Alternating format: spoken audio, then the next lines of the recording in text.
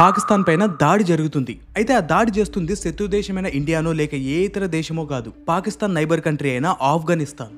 మనం వేరు చూసుకుంటే వేరు డేటా షో చేస్తున్నాయి. ఫర్ ఎగ్జాంపుల్ ఆఫ్ఘనిస్తాన్ వాళ్ళు ఏం చెప్తున్నారు, మేము 58 మంది పాకిస్తాన్ మిలిటరీ సోల్జర్స్ ని వేసేసామని చెప్తున్నారు. మరోవైపు చూసుకుంటే పాకిస్తాన్ వాళ్ళు మేము 100 మంది ఆఫ్ఘనిస్తాన్ తాలిబాన్లను చంపేశామని చెప్తున్నారు. ఈ రెండింటిలో నిజాలు బయటికి రావాలంటే ఫాగ్ ఆఫ్ వార్ వెళ్ళిపోతేనే నిజాలు బయటకు వస్తాయి. అయితే ఇక్కడ పాయింట్ ఏంటంటే పాకిస్తాన్ వాళ్ళు సౌదీ అరేబియాతో కలిసి మేము ఒక ముస్లిం నాటో ఏర్పాటు చేసుకుంటున్నాం, పాకిస్తాన్ మీద చెయ్యి వేస్తే సౌదీ అరేబియా పైన చెయ్యి వేసినట్లే అని ఈ విధంగా పుకార్లు వస్తుంటే ఇదంతా కూడా సొల్లని చెప్పి చాలా మంది పాకిస్తాన్ పైన ఆఫ్ఘనిస్తాన్ చేస్తున్న దాడులు చూపిస్తున్నారు. ఇటువైపు ఆఫ్ఘనిస్తాన్ గురించి మాట్లాడుకుంటే ఆఫ్ఘనిస్తాన్ ఏమంటుంది, కాశ్మీర్ ఖచ్చితంగా హిందుస్థాన్దే, భారతదేశాందే అని చెప్తుంది. అలాగే పాకిస్తాన్ బార్డర్స్ ఏవైతే ఉన్నాయో అవన్నీ కూడా లెజిటిమేట్ కాదు, అంటే చట్టబద్ధమైన బార్డర్లు లేవు ఈ పాకిస్తాన్ చుట్టూ. అదే విధంగా పాకిస్తాన్ వల్లే ISIS అనే ఒక తీవ్రవాద సంస్థ, ఎక్స్ట్రీమిస్ట్ గ్రూప్ చాలా బలపడుతుంది అని చెప్తుంది. దాంతో పాటు పాకిస్తాన్ ఖచ్చితంగా 4 ముక్కలుగా డివైడ్ అవ్వాలని చెప్తుంది. ఇంతేకాదు ఒక ఇస్లామిస్ట్ దేశమైన పాకిస్తాన్ కి శత్రు దేశంగా ఉన్న ఈ ఇండియాతో మంచి సంబంధాలు పెంచుకుంటూ పోతుంది. అంతేందుకు మనం చాలా వరకు వ్లాగ్ వీడియోస్ చూసినా కూడా ఎవరైతే ఇండియన్ టూరిస్టులు ఆఫ్ఘనిస్తాన్ లో ఎంటర్ అవుతారో అక్కడ ఎవరైతే చెకింగ్ పర్సన్ ఉంటాడో అతను ఇండియా అని వినపడగానే నవ్వుతూ కాబూల్లోకి ఎంటర్ అవ్వండి, మీరు మా స్నేహితులు, మీరు మా అతిథులు అని చెప్పేసి చాలా హ్యాపీగా ఫీల్ అవుతాడు. ఒకటే కాదు, నేను పర్సనల్ గా చాలా వీడియోలు చూసా. సో ఆ విధంగా ఇండియాతో ఆఫ్ఘనిస్తాన్ సంబంధాలు మంచిగా పెంచుకుంటూ పోతుంది. బట్ ఇక్కడ పాయింట్ ఏంటంటే ఇదే ఇస్లామిస్ట్ దేశమైన ఆఫ్ఘనిస్తాన్ తన నైబర్ కంట్రీ అయిన ఇస్లామిస్ట్ దేశం పాకిస్తాన్ ని ఎందుకని ద్వేషిస్తుంది, అదే విధంగా మనతో అంటే ఇండియాతో ఎందుకని మంచిగా సంబంధాలు పెంచుకుంటూ పోవాలని చూస్తుంది. అసలు ఈ తికమకేంది మొత్తం తెలుసుకుందాం. మీరు వీడియోని బాగా అర్థం చేసుకోవడానికి ఒక 4 పార్ట్స్ గా వీడియోని డివైడ్ చేసి మీకు ఎక్స్ప్లెయిన్ చేస్తాను. అందులో మొదటిది ఆఫ్ఘనిస్తాన్ ఇంకా పాకిస్తాన్, ఈ 2 దేశాలు ఎందుకని ఒకరికొకరు అటాక్ చేసుకుంటున్నారు. ఇక్కడ 2 దేశాలు కొట్టుకుంటున్నాయంటే అన్నింటికంటే ముందు మొదలు పెట్టింది ఎవరో తెలుసుకోవాలి. సో అందులో భాగంగానే మనం పాకిస్తాన్ గురించి కొద్దిగా మాట్లాడితే పాకిస్తాన్ చెప్పే సొల్లు డైలాగ్ ఏంటంటే, మేము శుద్ధ పూసలం, మేమేం చేయలేదు, మా మీదే అటాక్ చేశారు. వాళ్ళది ఇదొక్కటే డైలాగ్. ఫర్ ఎగ్జాంపుల్ చెప్పాలంటే ఆపరేషన్ సింధూర్ విషయం మనందరికి తెలిసిందే. ఆపరేషన్ సింధూర్ ఎందుకు చేసామో కూడా మనందరికీ తెలుసు. బట్ ఆపరేషన్ సింధూర్ విషయంలో పాకిస్తాన్ ఏమని చెప్పిందంటే, ఈ అటాక్ ఏదైతే ఉందో, ఈ ఇండియా పాకిస్తాన్ మీద అటాక్ ఏదైతే చేసిందో అటాక్ వచ్చేసి అన్ప్రొవోక్డ్ గా చేశారు, అంటే అకారణంగా చేశారు, మేమేం రెచ్చగొట్టలేదు, అయినా కూడా చేశారు. ఇలాంటి సుత్తి డైలాగులు, పనికిమాలిన డైలాగులు చెప్తుంది పాకిస్తాన్. ఇదే విధంగా ఆఫ్ఘనిస్తాన్ కూడా చెప్తుంది. టైం లైన్ ప్రకారం చూసుకుంటే అక్టోబర్ 9వ తేదీన పాకిస్తాన్ వాళ్ళు ఆఫ్ఘనిస్తాన్ లో 2 చోట్ల దాడులు చేశారు. అయితే పాకిస్తాన్ ఏమని చెప్తుందంటే, మేము దాడి చేసింది ఆఫ్ఘనిస్తాన్ మీదో లేకపోతే కాబూల్ మీదనో కాదు, ఆఫ్ఘనిస్తాన్ లో దాక్కుని ఉన్న TTP లీడర్ల మీద. ఎందుకంటే ఆ TTP లీడర్లు తెహ్రీకే తాలిబాన్ పాకిస్తాన్, వీళ్ళు మా దేశ వినాశనం కోరుకుంటున్నారు. మా దేశ వినాశనం కోరుకునేవాడు ఏ దేశంలో ఉన్నా ఆ దేశంలో దూరి మరి వాళ్ళను మట్టుబడతాం. అందులో భాగంగానే మా పాకిస్తాన్ సోల్జర్లు ఆఫ్ఘనిస్తాన్ లో దాక్కొని ఉన్న TTP లీడర్ల మీద దాడి చేయడంలో భాగంగా అక్కడ దాడి జరిగింది అని చెప్తున్నారు. సరే, బానే ఉంది, మేము ఆఫ్ఘనిస్తాన్ తాలిబాన్లు, TTP అనేది వేరే గ్యాంగ్, మీరు వాళ్ళ మీద దాడి చేశారు అని చెప్తున్నారు. అయితే ఇంతవరకు ఎంతమంది TTP లీడర్ని మీరు చంపారో ఒకసారి ఎక్స్ప్లెయిన్ చేయండి అంటే దానికి నో కామెంట్స్. అంటే పాకిస్తాన్ ఎలా అంటే నోటికి వచ్చింది చెప్పడం, కనీసం దానికైనా కూడా ప్రూఫ్ చూపించు అంటే నోరు మూసుకొని ఉండడం. బట్ అందరి ముందుకు వచ్చేసి మేము శుద్ధ పూసలం, మేమేమీ చేయలేదు, మేము పత్తిదులం అని చెప్పుకుంటారు. ఇదే విధంగా అక్టోబర్ 12వ తేదీన పాకిస్తాన్ వాళ్ళు ఆఫ్ఘనిస్తాన్ ఎయిర్ స్పేస్ లోకి ఫైటర్ జెట్లను పంపించారు. సో ఆఫ్ఘనిస్తాన్ ఎయిర్ స్పేస్ లో ఫైటర్ జెట్లను చూస్తున్న ఆఫ్ఘనిస్తాన్ వాళ్ళు వాళ్ళపైన దాడి చేసి మేము 58 మంది పాకిస్తాన్ సోల్జర్స్ ని చంపేశాము, వాళ్ళు మా ఎయిర్ స్పేస్ లోకి ఈ విధంగా వచ్చారు అని చెప్పేసి అనౌన్స్ చేయడం జరిగింది. బట్ పాకిస్తాన్ వాళ్ళు మళ్ళీ సేమ్ ఆ దాడి ఏదైతే ఉందో అన్ప్రొవోక్డ్ గా చేశారు, అకారణంగా చేశారు, అసలు చేయాల్సిన అవసరమే లేదు అక్కడ.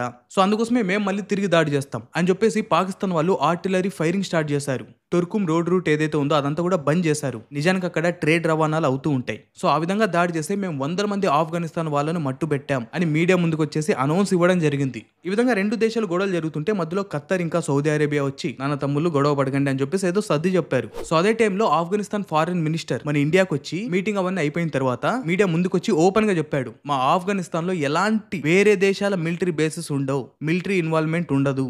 దాంతో పాటు ఏం చెప్పాడంటే, పాకిస్తాన్ వాళ్ళు ఏం చెప్తున్నారు, మేము ఎవరి మీద అటాక్ చేయట్లేదు, మేము చాలా శుద్ధ పూసలం అని చెప్తున్నారు. బట్ ఆఫ్ఘనిస్తాన్ పాకిస్తాన్ బోర్డర్లలో ఖైబర్ పంఖ్తుంగ్వా అనే ఏరియాలో అక్కడ చేసిన దాడులన్నీ కూడా పాకిస్తాన్ తెలియక చేస్తుందా, పాకిస్తాన్ అందరి చెవుల్లో పూలు పెడుతుందా అని చెప్పాడు. సో ఇదంతా విన్నా మీరే చెప్పండి, ఇక్కడ తప్పెవరిది, ఎవరు మొదటగా దాడి చేశారు, ఎవరు అక్కడ నిజంగా సఫర్ అయ్యారు. ఇంకా రెండో విషయం, చాలా ఇంపార్టెంట్ విషయం, ఆఫ్ఘనిస్తాన్ ఎందుకని పాకిస్తాన్ ని హేట్ చేస్తుంది అంటే ద్వేషిస్తుంది. ఆఫ్ఘనిస్తాన్ ఏమని బిలీవ్ చేస్తుందంటే, ఈ కాశ్మీర్ ఏదైతే ఉందో అది ఖచ్చితంగా హిందుస్థాన్ వాళ్ళదే, హిందుస్థాన్కే చెందాలి, ఆ భూభాగం భారతదేశాంది, అని ఈ విధంగా నమ్ముతుంది. అంతేకాదు ఇండియాలో ఎంబసీ ఓపెన్ చేయాలని, ఆఫ్ఘనిస్తాన్ క్రికెట్ టీం ఏదైతే ఉందో ఆ క్రికెట్ టీం కి ఇండియా మంచిగా గైడ్ చేయాలని, అలాగే ఆఫ్ఘనిస్తాన్ లో జరిగే మైనింగ్ కూడా హెల్ప్ చేయాలని, ఈ విధంగా ఇండియాతో కలిసి ఇండియాకి కోఆపరేట్ చేస్తూ మంచి సంబంధాలు ఉండాలని చూస్తుంది. బట్ మనం చూసుకుంటే ఆఫ్ఘనిస్తాన్ అంటే ఏంటి? ఒకానొక సమయంలో టెర్రరిస్టులు ట్రైన్ అయిన చోటు. బట్ అలాంటి దేశం పాకిస్తాన్ లాంటి చెత్త కంట్రీతో మంచిగా కోఆప్ అవ్వచ్చు. బట్ అలా కాకుండా మనలాంటి ఇండియాతో కోఆప్ అవ్వాలని చూస్తుంది. దీనికి కారణం ఏంటి అని మీలో ఎవరైనా ఆలోచిస్తే టైం, సిచ్యువేషన్, సర్కమ్స్టెన్స్. టైం అని మెన్షన్ చేశా కాబట్టి ఇక్కడ కొన్ని విషయాలు చెప్పాలి. అదేంటంటే ట్రంప్ ఏమని ఆలోచిస్తున్నాడంటే ఆఫ్ఘనిస్తాన్ లో అమెరికాకు సంబంధించిన యుఎస్ మిలిటరీ బేస్ మళ్ళీ సెటప్ చేయాలని, ఎంటైర్ సౌత్ ఏషియాలో ఆఫ్ఘనిస్తాన్ నుంచి మంచి పట్టు సాధించాలని చూస్తున్నాడు. అయితే ఇక్కడ ఆఫ్ఘనిస్తాన్ లో మిలిటరీ బేస్ పెట్టాలంటే ఆఫ్ఘనిస్తాన్ పెద్దలతో చర్చలు జరపాలి. కానీ మనోడు ఆఫ్ఘనిస్తాన్ లో బేస్ పెట్టడానికి పాకిస్తాన్ వాళ్ళతో చర్చలు జరుపుతున్నాడు. నిజానికి ఈ విషయం చెప్పాలంటే ఆఫ్ఘనిస్తాన్ లీడర్లకి చాలా అవమానకరం. వాళ్ళ దేశంలో బేస్ పెట్టుకోవడానికి పాకిస్తాన్ ఎందుకు అడగాలి? సో అందుకోసమే ఆఫ్ఘనిస్తాన్ ఓపెన్ గా చెప్పింది మా దేశంలో ఎలాంటి విదేశీ సైనిక జోక్యం ఉండదు అని. ఈ విధంగా టైం టు టైం ఇలాంటి సంఘటనలు జరుగుతూ వచ్చాయి. దీంతో పాటు ఇండియా ఆఫ్ఘనిస్తాన్ సంబంధించిన థాట్స్ ఏవైతే ఉన్నాయో చాలా వరకు అలైన్ లో ఉన్నాయి. సో అందుకోసం ఇప్పట్లో చూసుకుంటే ఇండియా ఆఫ్ఘనిస్తాన్ సంబంధాలు చాలా మెరుగుపడుతున్నాయి. అది జియో పాలిటిక్స్ నుంచి క్రికెట్ వరకు చూసుకున్నా ఆఫ్ఘనిస్తాన్ ఇండియాని ప్రేమిస్తుంది కానీ పాకిస్తాన్ పట్టించుకోవట్లేదు. బట్ చిన్న చిన్న విషయాలకే ఆఫ్ఘనిస్తాన్ లాంటి దేశం ఈ విధంగా ఆలోచిస్తుందా అంటే నో. ఇవే కాదు, మనం కొద్దిగా లోతుగా తెలుసుకోవాలి. ఇక్కడ చాలా మంది షాక్ అవ్వచ్చు. ఒక విషయం చెప్పాలి, ఓపెన్ గ్లోబల్ నెరేటివ్ ప్రకారం చూసుకుంటే మన ఇండియాని చాలా మంది సౌత్ ఏషియా ఇజ్రాయెల్ గా భావిస్తారు. ఎస్, నేను చెప్తుంది నిజం, కావాలంటే గూగుల్ చేసుకోండి. బట్ అయినప్పటికీ ఆఫ్ఘనిస్తాన్ ఇండియా కోఆప్ కోరుకుంటుంది. అయితే ఆఫ్ఘనిస్తాన్ ఇప్పటి నుంచే ఇలా చేయట్లేదు. మనం చూసుకుంటే మొదట్లో పాకిస్తాన్ యునైటెడ్ నేషన్స్ లో జాయిన్ అవ్వడానికి అడ్మిషన్స్ విషయంలో ఆఫ్ఘనిస్తాన్ ఓపెన్ గా కండెమ్ చేసింది. మనం చూసుకుంటే 1830 నాటికి బ్రిటిష్ వాళ్ళు మన భారతదేశాన్ని పూర్తి బ్రిటిష్ ఇండియాగా మార్చేశారు. ఆ టైంలో బ్రిటిషర్స్ అంటే వన్ ఆఫ్ ది పవర్. ఈ విధంగా మనం చూసుకుంటే రష్యా కూడా ఆ టైంలో ఇలాంటి పవర్ లోనే ఉంది. వీళ్ళిద్దరు కూడా ఎలా ఉండేవాళ్ళంటే ఒక స్పియర్ ఆఫ్ ఇన్ఫ్లుయెన్స్ గా ఉండేవాళ్ళు. ఇదంతా కూడా ఒక కోల్డ్ వార్ లాగా జరిగేది. రష్యా బ్రిటిష్ మధ్య పవర్ ప్లే జరిగేది. రష్యా వాళ్ళు ఎన్నో సార్లు బ్రిటిష్ వాళ్ళు నిర్మించిన Afghanistan, Persian, Turkey trade routes ఏవైతే ఉన్నాయో అవన్నీ కూడా క్యాప్చర్ చేద్దామని చూశారు. ఇటుపక్క బ్రిటిషర్లు పూర్తి ఆఫ్ఘనిస్తాన్ ని వాళ్ళ కంట్రోల్లోకి తీసుకోవాలని చాలా సార్లు ప్రయత్నించారు. అందులో భాగంగానే బ్రిటిషర్లు ఆఫ్ఘనిస్తాన్ పైన 4 సార్లు యుద్ధానికి వెళ్ళిన 4 సార్లు బ్రిటిషర్లు ఓడిపోవడం జరిగింది. ఇక్కడ ఆఫ్ఘనిస్తాన్ గురించి మాట్లాడుకుంటే ఇది పూర్తిగా ల్యాండ్ లాక్డ్ కంట్రీ. ఇటుపక్క చూసినా కూడా మనకి సీ రూట్ కనబడదు.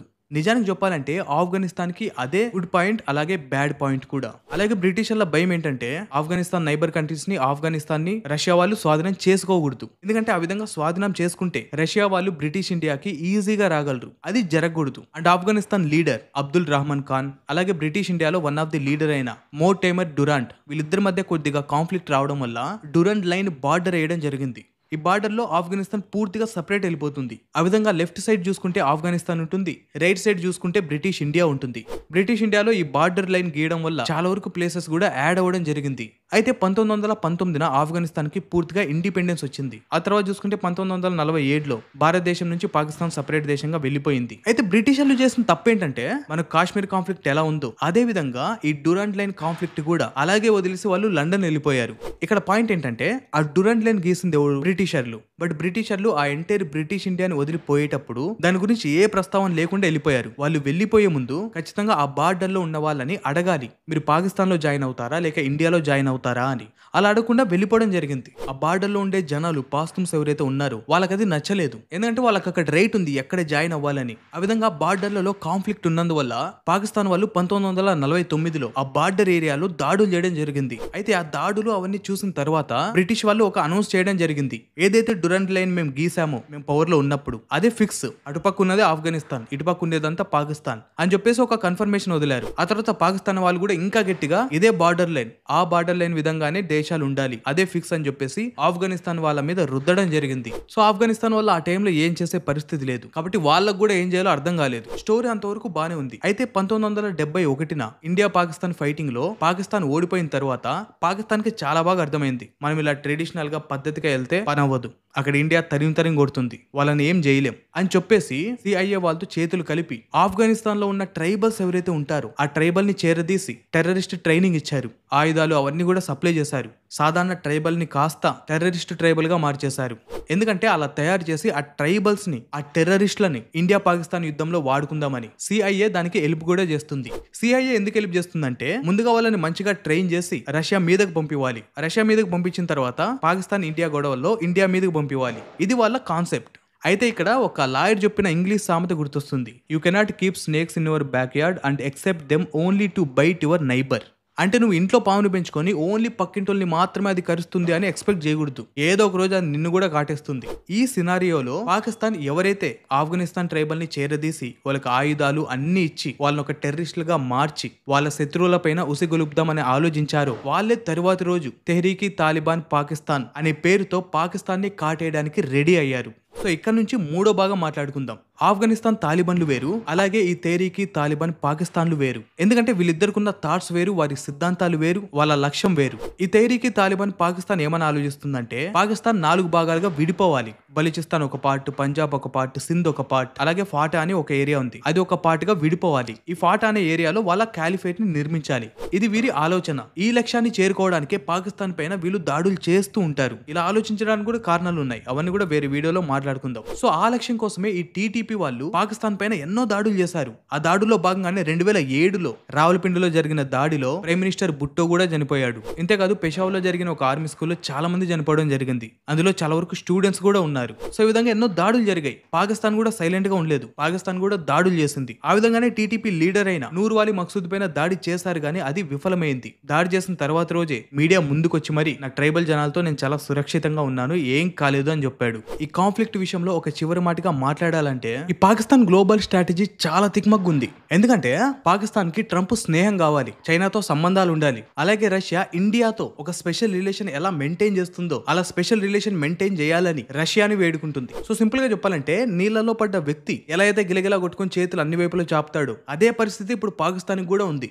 పాకిస్తాన్ అన్ని దేశాల్లో అందరి లీడర్ల పైన చేస్తుంది. బట్ ఈ లీడర్లు ఏం చేస్తున్నారంటే ఇదే అదునుగా భావించి పాకిస్తాన్ ఒక పావు వాడినట్టు వాడుతున్నారు. లైక్ చైనా విషయానికి వస్తే చైనా పాకిస్తాన్ లోని బల్చిస్తాన్ అనే ఏరియాలో మైనింగ్ కోసం పాకిస్తాన్ కావాలి. ఇక ట్రంప్ విషయానికి వస్తే ట్రంప్ ఏషియాలో మిలిటరీ ప్రెజెన్స్ ఉండడానికి పాకిస్తాన్ ని వాడుకుంటుంది. సో ఈ విధంగా ఎలా చూసుకున్నా కూడా పాకిస్తాన్ యూజ్ అండ్ త్రో చేసే లీడర్లు కనబడుతున్నారు. ఇటువైపు పాకిస్తాన్ లాయల్ గా లీగల్ గా వెళ్ళట్లేదు, అటువైపు లీడర్లు కూడా అదే విధంగా యూజ్ అండ్ త్రో చేద్దాం అని ఒక థర్డ్ ప్రాసెస్ లో ఉన్నారు. ఇంకా పాకిస్తాన్ చుట్టుపక్కల ఉన్న శత్రువుల విషయానికి వస్తే ఇప్పుడు ఒక వీధిలో ఒక ఇల్లు ఉంది. వాళ్ళ ఇంట్లో ఉండే వ్యక్తికి వాళ్ళ ఎదురింట్లో ఉండే వ్యక్తులకు సరిపోలేదంటే ఆ ఎదురింట్లో ఉండే వ్యక్తులు ఏదో తేడా ఉండాలి. అదే ఆ ఇంట్లో ఉండే వ్యక్తికి ఎదురింటోడు, పక్కింటోడు, వెనకింటోడు, ఆ చుట్టుపక్కల ఉన్న స్ట్రీట్ లో ఎవ్వరూ నచ్చట్లేదంటే వాళ్ళందరూ కరెక్ట్ గానే ఉన్నారు, ఈ ఇంట్లో ఉండే వ్యక్తికి ఏదో తేడా ఉంది.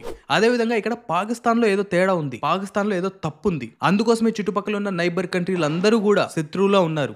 ఆ కేటగిరీలోనే పాకిస్తాన్, ఆఫ్ఘనిస్తాన్ లేకపోతే పాకిస్తాన్ ఇండియాను కూడా పెట్టచ్చు. ఆఫ్ఘనిస్తాన్ విషయానికి వస్తే ఆఫ్ఘనిస్తాన్ సీక్రెట్ గా చాలా రిచ్ లెవెల్ కి వెళ్ళిపోవచ్చు. ఎందుకంటే 20th సెంచరీలో బ్లాక్ గోల్డ్ చాలా ఫేమస్. బ్లాక్ గోల్డ్ అంటే డీజిల్, పెట్రోల్, ఈ ఆయిల్ కి సంబంధించింది.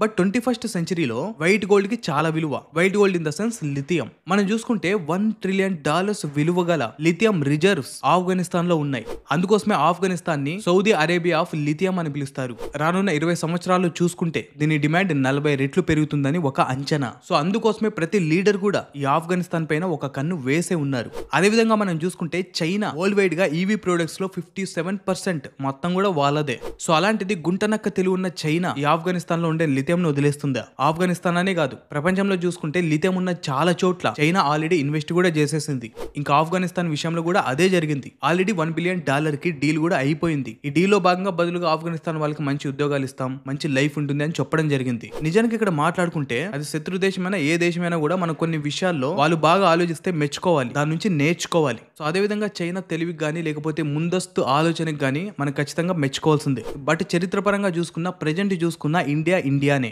సో అందుకోసమే ఆఫ్ఘనిస్తాన్ కి చాలా బాగా తెలుసు చైనాతో మాత్రమే సంబంధాలు పెంచుకుంటే అది అయ్యే పని కాదు అని. అందుకోసమే మనం చూసుకుంటే ఆఫ్ఘనిస్తాన్ తాలిబాన్లు మన ఇండియాతో ఈ మైనింగ్ సంబంధించిన ప్రాజెక్టు పనులు కూడా డీల్స్ కుదుర్చుకుంటున్నారు. ఆ డీల్స్ గానీ మంచిగా అయితే ఇండియా ఒక మంచి ఆపర్చునిటీని తన చేతిలో తీసుకున్నట్లే. సింపుల్ గా స్టోరీ ఏంటంటే పాకిస్తాన్ అండ్ ఆఫ్ఘనిస్తాన్ బిట్వీన్ ఇవే మోస్ట్లీ కనబడే points. And as a Indian గా మనం మాట్లాడుకుంటే ఇండియా గతాన్ని మర్చిపోయి జియో పాలిటిక్స్ కోసం, ఇండియా ఎకనామీ కోసం ఆఫ్ఘనిస్తాన్ తో చేతులు కలపాలా వద్దా? మీరేమనుకున్నారు ఖచ్చితంగా కామెంట్ చేయండి. అలాగే మొత్తం వీడియో గురించి మీరేమనుకుంటున్నారు కూడా ఖచ్చితంగా కామెంట్ చేయండి. నెక్స్ట్ వీడియోలో మళ్ళీ కలుద్దాం. జై హింద్.